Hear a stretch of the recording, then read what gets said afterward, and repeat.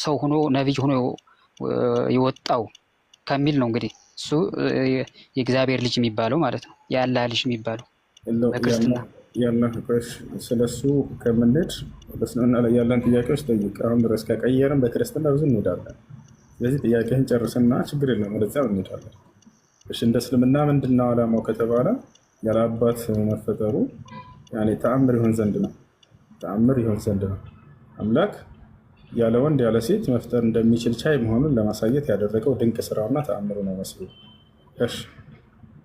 እሺ በቃ እዛው እንግዲህ ኢሳ ላይ ያለኝ ጥያቄ ልጠይቅና ልጨርስ። ኢሳ ሞቷል ወይስ አልሞተም? በእስልምና አልሞተም፣ አልተገደለም፣ አልተሰቀለም። አምላክ አላህ በክብር ወስዶታል። ኦኬ። በመጨረሻው ዘመን የሚመጣውም ኢሳ ነው።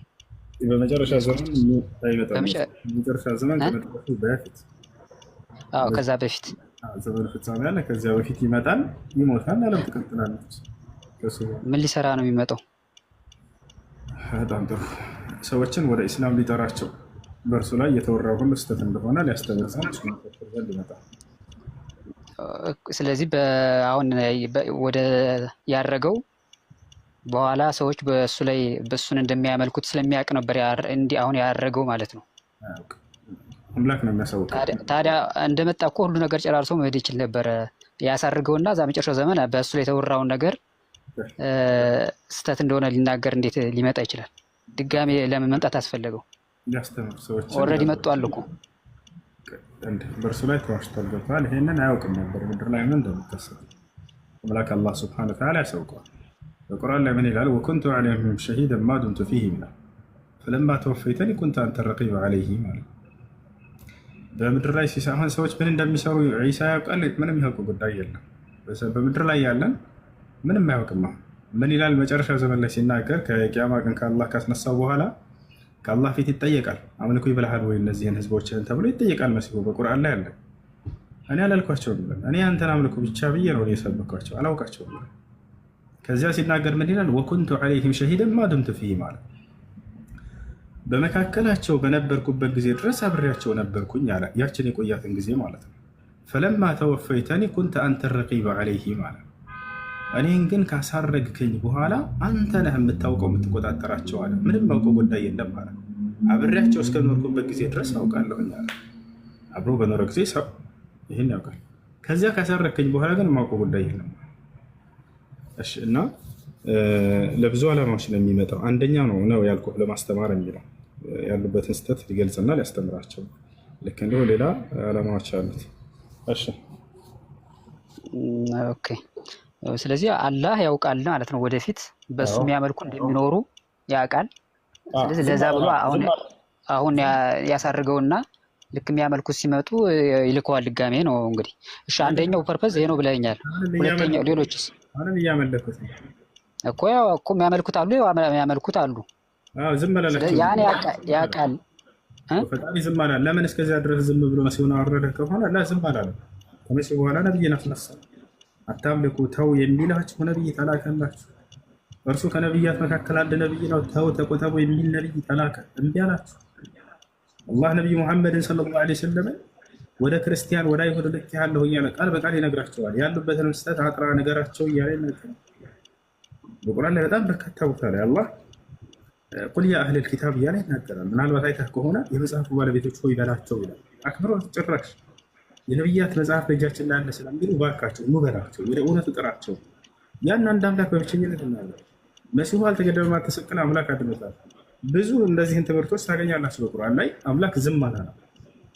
አምላክ ዝም አላለም፣ ልኳል። ያውና ቃሉንም እስከ ዓለም ፍጻሜ ድረስ የሚጸና ቃል አደረገላችሁ። በዚህ ቃል ላይ ሁጃ አለባችሁ። ስለ መሲሁ ተነግሯል። ስለ ማንኝ፣ ስለ ማርያም፣ ስለ ገብርኤል፣ ስለ ሁላቸውም ተነግሯል። አምላክ አንድ የተወው ነገር ነው። በአጠቃላይ ይህ ነው። ሌላ የሚመጣበትን ዓላማ ነው ያልከው። ሌላ የሚመጣበት ዓላማ ምንድን ነው? ሐሰተኛው መሲህ አለ። አሁን እዚህ ጋር በጣም የሚገርመኝ አምላክ ጥበብ አለ፣ የሚገርመኝ ማለት ነው። እሱ ምንድን ነው? እንደምታውቀው አይሁዴዎች እውነተኛውን መሲህ አንቀበልም ብለው አስተባብለዋል አይደለ? አልፋ ነገር ግን እስካሁን እየጠበቁ ይገኛሉ። ታውቃለህ፣ መሲሁ ይመጣልናል ብለው ማለት ነው። ያንን እየጠበቁ ነው ያሉት። ያን እውነተኛውን መሲህ አምላክ ለምን እንዳዳነው ለምን እንደሚያወርደው ይሄ ፓርት ነው በጣም የሚገርመው ማለት ነው። እና ሐሰተኛው መሲህ በሚመጣ ጊዜ ዘመኑ ፍጻሜ ላይ አይሁዶች ለእኛ የተላከው መሲህ ይሄ ነው ብለው የሚቀበሉታል አሉ ነብዩ ሰለላሁ ዐለይሂ ወሰለም ትንቢት እየነገሩ መሲሆች ማነው አይሁዶች እየጠበቁ ይገኛሉ እስካሁን። የኽሩጅ ደጃል አሉ ትንቢት ሲናገሩ ሚን አርድ ኹራሳን ፈየትበዑሁ 70,000 የሁዲ ወዐላ ሩኡሲሂም አጠያሊስ አሉ። የዘመኑ ፍጻሜም ላይ ሐሰተኛው መሲህ ይነሳል አሉ። የዛኔም እንደተነሳ አይሁዶች ይከተሉታል ይቀበሉታል አሉ ነብዩ ሰለላሁ ዐለይሂ ወሰለም። ለእኛ ቃል የተገባው መሲህ ይሄ ነው አሉ። ለምን ይሄን ተቀበሉ? ለምን ያን እውነተኛውን መለሱ? አይሁዶች መሲሁ ሲባል ጊዜ እነሱ የጠበቁት ምን አይነት መሲህ ነበር? ንግስናንና ስልጣንን ለምደዋል። በዳዊት በሰለሞን በሙሴ ለምደዋል አይደል? የበላይነትና ነብይነትን በዚያው እና እነዚህን እንደዚያ የመሰለ ምድራዊ ስልጣንን የሚያቆናጥጣቸው መሲህ ይጠብቁ ነበር። ነቢዩላህ ዒሳ ሲመጡ ጊዜ ስለ ቀጣዩ ዓለም ብቻ ነው የሚሰብካቸው። ሲያዩት ስለ ቀጣዩ ዓለም ብቻ፣ ሲያዩት ስለ ቀጣዩ ዓለም ብቻ። ለእኛ ቃል የተገባው መሲህ ነው። ስለዚህ አንቀበልም አሉ። የዛን የሐሰተኛው ለምንድን ነው የሚቀበሉት? ሐሰተኛው ደግሞ እኔ የዚህ ዓለም ገዥ ነኝ ብሎ ነው የሚነሳላቸው። ለእኛ ቃል የተገባው ከእርሱ ጋር ሆነን ዓለምን የምንገዛ የሆነው መሲሁ ለእኛ ቃል የተገባው ይሄ ነው ብለው ይቀበላሉ አይደል? አምላክ አላህ ሱብሓነሁ ወተዓላ የዛኔ ወዲያው እውነተኛውን መሲህ ያወርደውና የበላይነት ፈልገውበት ያለውን ሐሰተኛውን መሲህ በእውነተኛው መሲህ በዚያ እንቀበልም ባሉት በእውነተኛው መሲህ ፍጻሜው ያደርገዋል። ሂድና ደጃልን ግደል ይለዋል። አይሁዶች በቃ ትንቢቱ ተፈጸመልን እውነተኛውን መሲህ ያገኘን ብለው ሲዋርቁ ያንን የበለሱትን እውነተኛውን መሲህ አላህ ከሰማይ ያወርድና በእርሱ እጅ የዚያን የሐሰተኛውን መሲህ ፍጻሜ ያደርገዋል። ያንን የሚገድለው ማን? ነቢዩ ሙሐመድ ሰለላሁ ዐለይሂ ወሰለም መሆን ነበረባቸው? ላ አይደለም። አብርሃም መሆን ነበረበት? ላ የሚያያዘው ከእውነተኛው መሲሁ ጋር ነውና፣ ስለዚህ ለዚህ ነው አላህ ያስቀረው የዘመኑ ፍጻሜ ላይ ያንን ሐሰተኛውን መሲህንም እንዳጠፋ የወሰነው ለዚህ ነው። ነቢዩ ሙሐመድ ሰለላሁ ዐለይሂ ወሰለም ሐዲስ ላይ ይህን ትንቢት እየተናገሩ እያለ ለው ኸረጀ ወአነ በይነ አዝሁሪኩም ለከፈይቱኩም ዐንሁ አሉ። እኔ በመካከላችሁ እያለሁ ሐሰተኛው መሲህ ቢነሳ እኔ በቃችሁ ነበር አሉ። አየህ፣ ያጠፉት ነበር። እኔ በቃችሁ ነበር፣ ማንም እርሱን አይጋፈጥም፣ እኔ ብቻ በቃ ነበር አሉ። እስከ ዘመኑ ፍጻሜ ድረስ መቆየትንም ተሰጥተው ነበር ወይ? አዎ ተሰጥተው ነበር። ሐዲስ ላይ ኢነላህ ኸየረ ዐብደን በይነ አልበቃኢ ፊ ዱንያ ወበይነ ማ ዐንደላህ ፈኽተረ ማ ዐንደላህ አሉ። እነሆ አምላክ አላህ አስመረጠኝ እስከ ዘመኑ ፍጻሜ ድረስ በህይወት መቆየትን ወይንም ደግሞ ወደ ቀጣዩ ዓለም መሸጋገርን። እኔስ ምድራዊ ህይወት በቃኝ፣ ወደ ቀጣዩ ዓለምን መሸጋገር መርጫለሁኝ አሉ። ይህ ነው በአጠቃላይ መሲሁ የሚመጣበት ሌላኛው ዓላማ ይህ ነው። ሌላኛው መሲሁ ሐጅ ያደርጋል። እንግዲህ ነቢያቶች ሁሉ ወደ መካ በመሄድ ሐጅ ያደርጋሉ። ነቢያችን ሰለላሁ ዐለይሂ ወሰለም ይህን ተናግረዋል። መሲሁ ግን የዛኔ ሐጅ አላደረገም ነበር። ሐጅ ያደርጋል ወርዶም ብለው ተናገሩ። ይህንም ይፈጽም ዘንድ ከነቢያቶች እርሱ እንዳይቀር አምላክ አላህ ሱብሓነሁ ወተዓላ የሐጅን ስርዓት ይወፍቀዋል። ወዲያው ደጃልንም እንደገደለ ቀጥታ ወደ መካ በመሄድ ሐጅ ያደርጋል አሉ ነቢያችን ሰለላሁ ዐለይሂ ወሰለም። የንዚሉ ዒሳ ብን መርየም ፊ አኺሪ ዘማን ፈየሑጁ በይተላሂል ሐራም ወየዕተሚር አሉ። የዘመኑ ፍጻሜ ከመድረሱ በፊት መሲሁ ወደ ምድር ይወርዳል፣ ሐጅንም ይሰራል፣ ዑምራንም ይሰራል። ታዩታላችሁ። ይሄ ነው። እሺ አንዱ ሲመልስልኝ መስቀልን ለመስበር ምናምን ብሎ መልሶልኝ ነበር ኮሜንት። እሱም አለ በጣም ብዙ ዓላማዎች አሉት እያልኩ ነበረ። መስቀሉ የምን መስቀል? በእርሱ ላይ የተሰቀለበት የተባለው መስቀል በእርሱ ላይ የተዋሸበትና የተቀጠፈበትን ስህተት ያርመዋል። ስህተት ነው፣ እኔ አልተገደልኩም አልተሰቀልኩም ብሎ ልክ በቃል በቁርአን ላይ እንደሚገኘው ያለው እውነታ ያስተምራቸው። የዛኔ በዘመኑ ሰዎች ይቀበሉታል ወይ? አዎ፣ የምድር ሰው ሁሉ አማኝ ይሆናል፣ ለእርሱም ይተዳደራሉ። መሲሁ የዓለም ንጉሥ ይሆናል፣ የዓለም አስተዳደር ይሆናል። የሚመራችሁም በእኔ ትምህርት ነው አሉ ነቢ ሰለላሁ ዐለይሂ ወሰለም። በቁርአንና በሐዲስ ያስተዳድራል። ነቢያችን ሰለላሁ ዐለይሂ ወሰለም ዩሺኩ አሉ አየንዚለ ፊኩም ዒሳ ብን መርየም ሐከመን ሙቅሲጠን አሉ። ፍትሃዊ መሪ ሆኖ በመካከላችሁም ይወርዳል አሉ። ዓለምን ህዝብ እርሱ ነው የሚመራ። እኛ ነቢያትን የምናከብር ትውልዶች ነው። ነቢይ ከመጣ እሱ ነው የሚመራ። ጭራሽ እንዳውም በዚያኔ በሚመጣ ጊዜ አሉ ሶላት ልትሰግዱ ቀርባችሁ ይደርሳል አሉ። ሲወርድ ጊዜ መሲሁ በመላእክት አጅቦ ነው የሚወርደው ብለው ነቢ ሰለላሁ ዐለይሂ ወሰለም ነግረውናል። መልአክ ከግራና ከቀኙ አጅበውት ይወርዳል ብለው ተናገሩ። ከወረደም በኋላ ወደ ኢየሩሳሌም ቀጥታ ያቀናል። ወደዛች ወደ አስተማረበት ሀገር ላይ ይሄዳል። ወደ ኢየሩሳሌም ከሄደ በኋላ አደም ዐለይሂ ሰላም ወደዛ ይገባል። ለመስገድም ተዘጋጅታችሁ ሳላችሁ የዛኔ ይመጣል ይደርሳል አሉ። ይሄን ትንቢት እየነገሩን ስለወደፊቱ ወላሂ ምን ያክል እንደሚወዱት ማለት ነው። መሲሁን ምን አሉ? መን አድረከ ሚንኩም ዒሳ ብን መርየም ፈሊቅረአሁ ሚኒ የሰላም አሉ።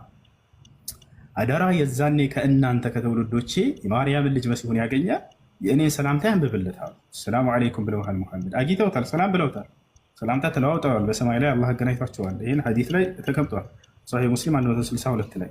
ያም ቢሆን ግን ስለወደፊቱ እየተናገሩ ይህን ቃል ይናገራሉ። አደራ ትውልዶቼ ስታገኙት ሁላቸውም የእኔን ሰላምታ ለመሲሁ አድርሰዋል። በሌላ ሐዲስ ላይ አነ አውለ ናሲ ቢዒሳ ብን መርየም ፈለይሰ በይኒ ወበይነሁ ነቢይ አሉ። የማርያምን ልጅ ዒሳን ከእኔ በላይ ማንም የሚወደው የለም አሉ። አንደኛ ከማንም በላይ የምወደው እኔ ነኝ ብለው ተናግረዋል። በእኔና በእርሱ መካከልም ነቢይ የለምም ብለው ተናገሩ። እና ትንቢቱን እየተናገሩ እያለ ነቢ ሰለላሁ ዐለይሂ ወሰለም ስለ ወደፊት ስለመምጣቱ ወደ መስጅድ በሚገባ ጊዜ የዛኔ እናንተም ታገኙታላችሁ የዛኔም ትሉታላችሁ አሉ። መሪው እንደሚል የሚያሰግዳቸው ሙስሊሞችን በሰዓቱ ተቀደም ያ ነቢይ አላህ ይላል። አንተ የአላህ ነቢይ ሆይ ተቀድመህ አሰግደን ትሉታላችሁ። ፈየቁል እንዲህ ይላችኋልም አሉ። የሚናገረውን የሚሰራውን ሁሉ ያውቃሉ። ነቢ ሰለላሁ ዐለይሂ ወሰለም በትንቢት ደረጃ አምላክህን አሳውቋቸው በትንቢት ደረጃ ተናግረዋል። ስለ ቅርጹ፣ ስለ ተክለ ሰውነቱ፣ ስለ ሁሉ፣ ስለ መልክ ሁሉ ተናግረዋል። ለይሰ ቢጠዊል ወላ ቢልቀሲር መርቡዕ ያኒ በጣም ረጅም አይደለም ስታዩት፣ በጣም አጭርም አይደለም መካከለኛ ነው። ዋሲዕ በይነ መንኪበይህ ትከሻዎቹ መካከል ሰፋ ያሉ ናቸው። በጣም የሚያምር ውብ እንደሆነ ገልጸውታል። በሚመጣ ጸጉሩም እስከ ወሸዕሩሁ ኢላ ሸሕመቲ ዙነይህ እስከ ጸጉሮቹ ጫፍ ድረስ የደረሰ ጸጉርም አለዋል። በሚመጣ ጊዜ ልክ አንዳችሁ ከዝናብ ወደ ቤት ስትገባ ጊዜ የሚንጠፈጠፍ ውሃል አይደለ? እንደዚያ ይመስላችኋል። የእርሱ ግን የዛን የወርቅ ቅብ የመሰለ ነገር ከዚህ ሲንጠፈጠፍ የሚመስል ይታያችኋል። ለይሰ ቢልአሕመር በጣም ቀይ አይደለም፣ ወለይሰ ቢልአብየድ በጣም ነጭ አይደለም፣ መካከል ላይ ያለ ሰው ነው። የዛኔ በሚመጣ ጊዜ ምን ትሉታላችሁ? አሰግደን ትሉታላችሁ። ወየቁሉ ለኩም አሉ፣ እርሱ ግን እንዲህ ይላችኋል አሉ፣ ኢነሃ ኡቂመት ለኩም ይህ ሶላት ለእናንተ ነውና ኢቃማ የተደረገው እናንተ አሰግዱ ይላችኋል። ነቢይ ነው ግን ትውልዶች እንዲያሰግዱት ይፈቅድላቸዋል። ምን ያክል ተዋضዕ ያለው የተናነሰ ይሆናል፣ ራሱን ከፍ ከፍ የማያደርግ ለሌሎች ዝቅ የሚል ነቢይ መሆኑን ያሳያል። ይሏቸዋል። አይ እኔ መሪ ነኝ እኔ ነኝ የምመራህ ላላላ እንደዛ አይደለም። ሙተዋضዕ ለሌሎች የተናነሱ ናቸው ነብያቶች። አይ ለእናንተ ነው ኢቃማ የተደረገው እናንተ አሰግዱ ይላቸዋል። ያቺ የመጨረሻ ማሰገድ ነው ለነብዩ ሰለላሁ ዐለይሂ ወሰለም ትውልዶች። እዚያ በኋላ የትውልዱን መምራተ ስርዓት መሲሁ ነው የሚቀበለው፣ እሱ ይቀበላል። ልክ ሰግዶ እንደጨረሰ ወየኽሩጁ ወየጥልቡ ደጃል አሉ። ከዛ ሰግዶ እንደጨረሰም ሐሰተኛውን መሲህ ፍለጋ ይወጣል አሉ። ደጃል ሐሰተኛው መሲህ እየመጣ እውነተኛው መሲህ ከመስጅዱ እየወጣ ይገናኛሉ አሉ ነብዩ ሰለላሁ ዐለይሂ ወሰለም። ፈዩድሪክሁ ያገኘዋልም አሉ። ፈየዙቡ ደጃል ከማ የዙቡ ልሚልሕ አሉ ነብዩ ሰለላሁ ዐለይሂ ወሰለም። ሐሰተኛው መሲህ እውነተኛውን መሲህ በሚያየው ጊዜ ያውቀዋል አሉ። ወዲያውም ልክ ጨው ውሃ ውስጥ ሲገባ እንደሚቀልጥ እንደሚሟሟ የዛኔም ሐሰተኛው መሲህ እውነተኛውን መሲህ በሚያይ ጊዜ ይቀልጣል ይሟሟል አሉ። ፈየርጅፍ ይርገፈገፋል። ፈየህሩብ አሉ ነብዩ ሰለላሁ ዐለይሂ ወሰለም ለማምለጥም ይሮጣል አሉ። ፈየቁሉ ለሁ ዒሳ ዒሳ እንዲህ ይለዋል፣ ላ ተህሩብ ምኒ ኢነ ሊየ ደርበተን ዐለይክ ይለዋል። ከእኔ አትሽሽ ከእኔ አታምልጥ ይለዋል። ለእኔ በአንተ ላይ አንዲት ምት አለችኝና አላህ ይወሰነልኝ ከዚያች አታመልጥም አትሽሽ ይለዋል። ፈየትበዑሁ አሉ ነብዩ ሰለላሁ ዐለይሂ ወሰለም ይከተለዋል የተወሰነ ፈየድሪቡሁ ፈየቅትሉሁ ቢደርበትን ዋሒዳ አንዲት ምት ብቻ ይመተዋል፣ በዚያች በአንድ ምት ይፈጽምበታል። ከዚያ በኋላ እርሱን ከጨረሰ በኋላ ምን ያደርጋል? ቀጥታ ስራው ምንድን ነው? ወደ ሐጅ ስራ ይሄዳል። የሐጅ ስነ ስርዓቱን ከጨረሰ በኋላ ወየድዑ ናሰ ኢላ ዲኒላህ አሉ ነብዩ ሰለላሁ ዐለይሂ ወሰለም ሰዎችንም ወደ አላህ ዲን ወደ ኢስላም ይጣራል አሉ። ወላ የብቃ ፊ ዘማኒሂ ኢላ ልኢስላም አሉ። በእርሱ ዘመን ኢስላም እንጂ ሌላ ምንም ሃይማኖት አትቀርም ምድር ላይ። አጠቃላይ የምድር ሰዎች የዛኔ ያምናሉ። አላህ በቁርአን ላይ ይህን ይናገራል። ወኢን ሚን አህሊል ኪታብ ኢላ ለዩእሚነነ ቢሂ ቀብለ መውቲሂ ይላል። የመጽሐፉ ባለቤቶችም እንኳን አይኖሩም የዛኔ እርሱ ከመሞቱ በፊት የሚያምኑ ቢሆን እንጂ በእውነተኛው እምነት እያለ ይናገራል። ያምናሉ አለ። የዛኔ ታዲያ አምላክ ምን ያደርጋል? ነቢያችን ሰለላሁ ዐለይሂ ወሰለም የመሲሁን አገዛዝ ጊዜ ገለጹት። ጸጋ የሚትረፈረፍበት ጊዜ ከአዳም ጀምሮ እስከ ዓለም ፍጻሜ የዛኔ ነው አሉ። ለምን? ምክንያቱም የዛኔ የምድር ሰው ሁሉ አማኝ ይሆናል፣ ለአንድ አምላክ ብቻ ይገዛል። አንድ ከሃዲ ምድር ላይ አይኖርም የዛኔ። ወላ የብቃ ፊ ዘማን ፈዩህሊኩ ላሁ ልሚለል ፊ ዘማኒሂ አሉ ሰለላሁ ዐለይሂ ወሰለም። በእርሱ ዘመን አጠቃላይ እምነቶች ሁሉ እንዳለ ይጠፋሉ፣ ለአንዱ አምላክ ብቻ የሚገዙ ይሆናሉ።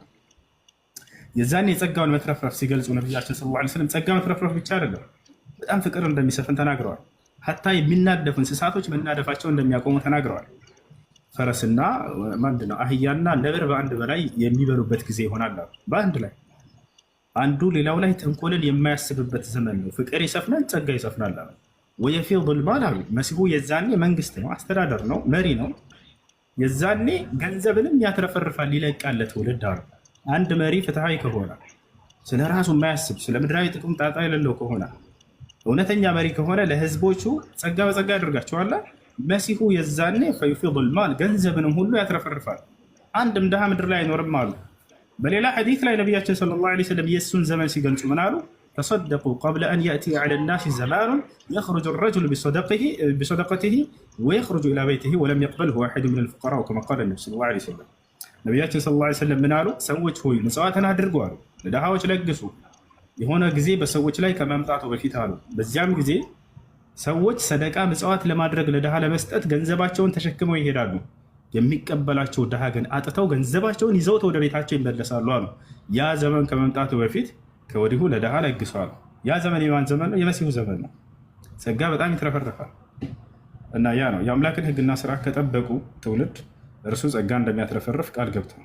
አላህ በቁርአን ላይ ሲናገር ወለው አነ አህለል ቁራ አመኑ ወተቀው ለፈተሕና ዐለይሂም በረካቲን ሚነስ ሰማኢ ወልአርድ ይላል። የዚች ዓለም ሰዎች በእኔ በአላህ ቢያምኑና እኔን ቢፈሩ የእኔን ህግጋት ቢከተሉ በረከትን ጸጋን ከሰማይ በረከትን ከምድር ባወጣሁላቸው ነበር እያለ ይናገራል። በመሲሁ ዘመን አጠቃላይ ሰዎች የአምላክን ህግና ስርዓት ይከተላሉ። በመሲሁ በኩል የሚያስተዳድርባቸውም ህግና ስርዓት የነቢዩ ሙሐመድ ሰለላሁ ዐለይሂ ወሰለም ህግና ስርዓት ነው። መሲሁም በዚያ ከሚያስተዳድሩት መካከል አንደኛው ይሆናል እና የዛኔ ጸጋ ሁሉ ይትረፈረፋል። መሲሁ የሚቆየውን ቆይታ ቆይቶ እንደ ማንኛውም ሰው ፍጻሜ አለው፣ ይሞታልም አሉ ነብዩ ሰለላሁ ዐለይሂ ወሰለም። የዛኔ ይሞታል። ፈዩሰላ ዐለይሂ ልሙስሊሙን ሙስሊሞችም ይሰግዱበታል አሉ። አንድ ሰው ከሞተ በኋላ ሶላተል ጀናዛ የሚባል አለ። በዚያ ሰው ላይ እንደምንሰግደው በእርሱም ላይ ትሰግዱበታላችሁ ነው ተናገሩ። ከዚህ ዓለም ትክክላል። ድጋሜ ከመጣ በኋላ ኢየሱስ ሚስት አግብቶ ልጆች ይወልዳል። ይሄ ነገር አልተገለጸም። አንዳንድ ሰዎች እንደዚህ ይላሉ። ሙስሊም ላይ የሚሉ ሰዎች እንደዛ አይቼ ነው ስላየው ነው የጠየኩሽ። እሺ ሌላ እንትን አንድ የመጨረሻ ጥያቄ ልጠይቅና የመጽሐፉ ሰዎች ስትል ሰምቻለሁ። የመጽሐፉ ሰዎች ማለት አይሁዶችን ነው? አይሁዶችና ክርስቲያኖች? የመጽሐፉ ሰዎች ይላል። መጽሐፉ ሰዎች ሲል ለሁለት ከፍለው ያያቸዋል ሰዎችን